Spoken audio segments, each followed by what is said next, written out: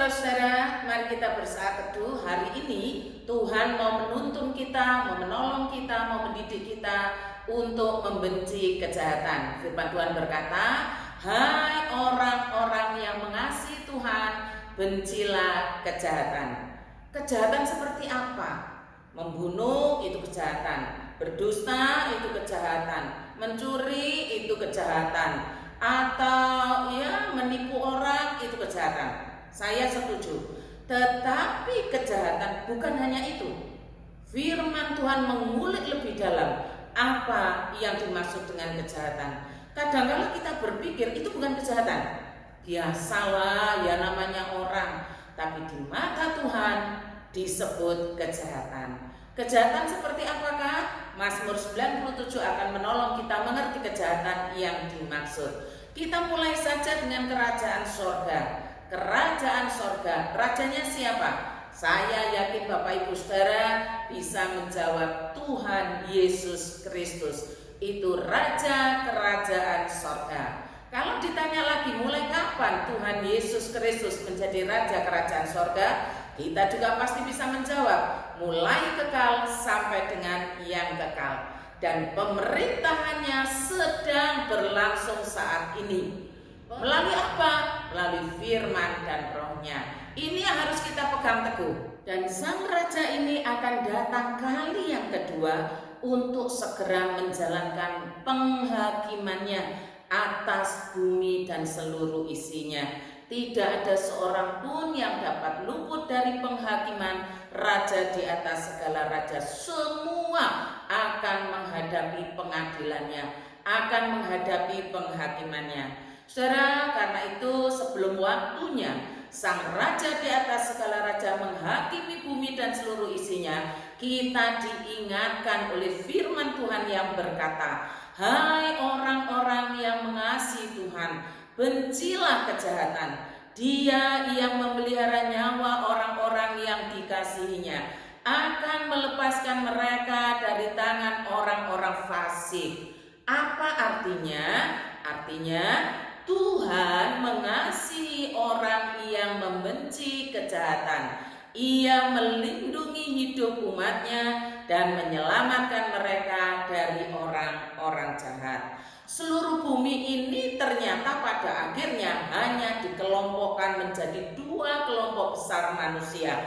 Kelompok yang pertama adalah kelompok orang-orang yang mengasihi Tuhan. Kelompok yang kedua adalah kelompok orang-orang fasik atau kelompok orang-orang jahat. Kalau dalam kitab Injil dibedakan antara domba dan kambing. Nah, pertanyaannya, kalau pertanyaan ini diberikan kepada saudara, apakah jawaban saudara?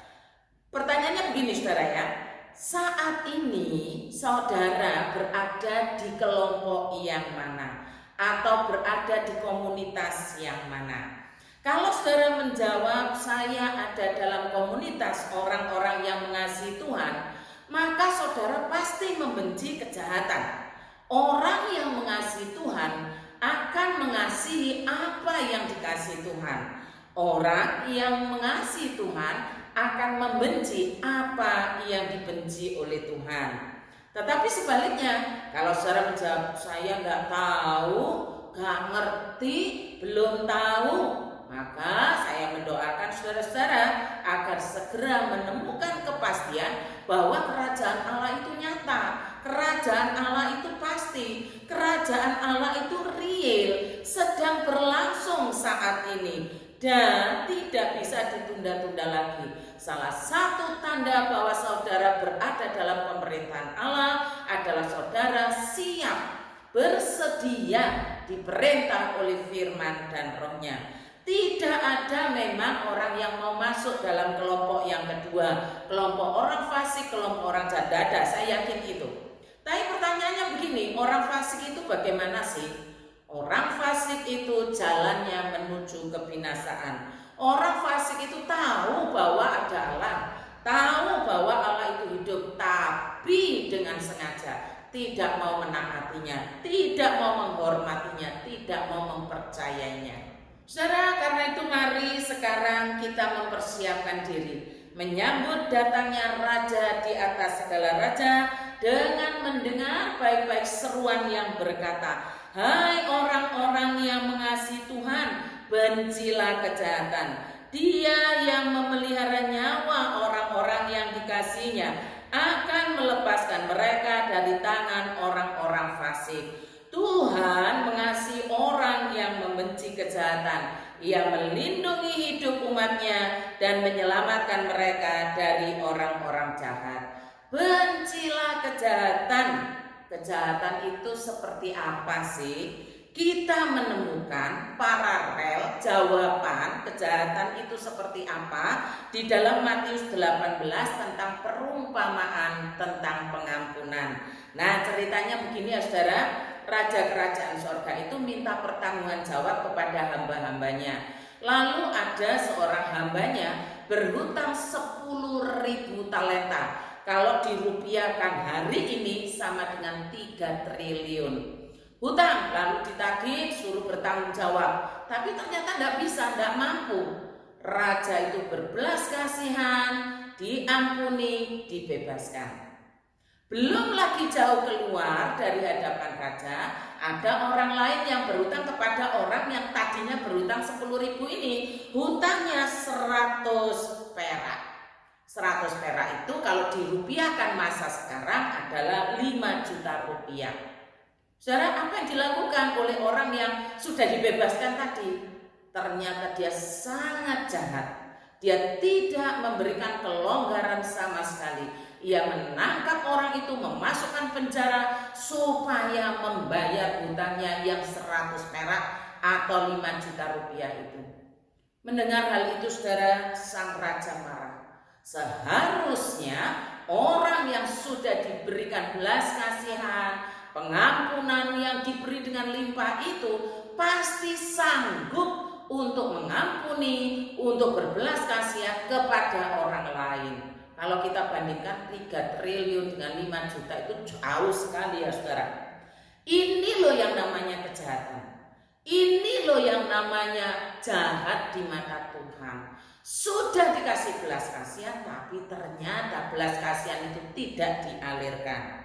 Jahat atau kejahatan itu adalah apa yang sudah kita terima dari Allah berlimpah-limpah seperti pengampunan, belas kasihan, ternyata tidak membuat kita memberikan belas kasihan dan pengampunan yang sama. Ternyata tidak membuat kita tergerak untuk mengampuni.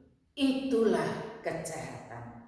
Apa saja yang sudah kita terima dari Allah, tetapi kita tidak menyalurkan, memberikan, meneruskan kepada sesama, itulah kejahatan. Raja yang adalah raja di atas segala raja itu telah mengampuni dan berbelas kasihan kepada kita.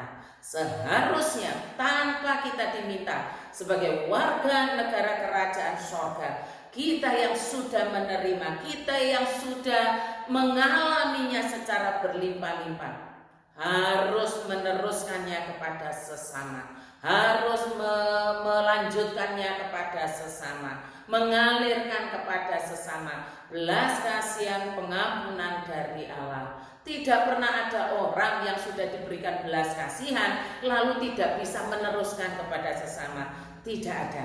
Karena itu seruan firman Tuhan pada hari ini, hai orang-orang yang mengasihi Tuhan, bencilah kejahatan. Salah satu kejahatan terbesar tidak mengalirkan belas kasihan, tidak mengalirkan pengampunan kepada sesama, padahal kita sudah menerimanya berlimpah-limpah. Itu kejahatan. Jauhilah kejahatan itu. Tuhan memberkati kita. Selamat ulang tahun Ibu Nyo Sucien. Kiranya belas kasihan Allah melimpah-limpah dalam hidupmu dan pengampunan Allah juga berlimpah-limpah dalam hidupmu dan mengalirkannya kepada sesama.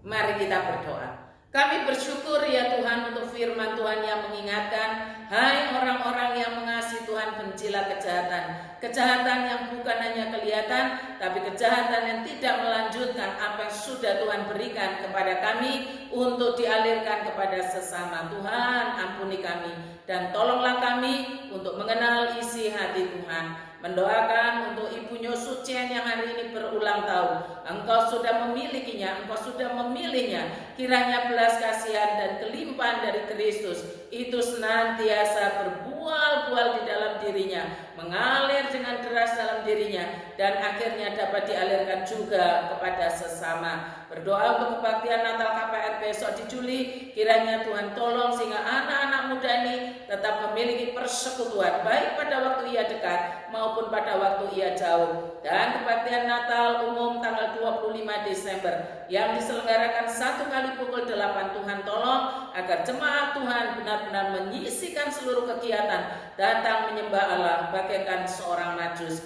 beberapa kelompok majus. Terima kasih Bapak. Kami mendoakan untuk pelayanan-pelayanan misi dan sosial yang tengah dikerjakan oleh gereja Tuhan, baik oleh pribadi-pribadi maupun oleh gereja Tuhan. Berikan kami hati-Mu supaya dapat mengalirkan belas kasihan Kristus. Berikan kami pikiran-pikiran-Mu supaya kami dapat menjalankan apa yang Tuhan perintahkan dalam firman-Mu.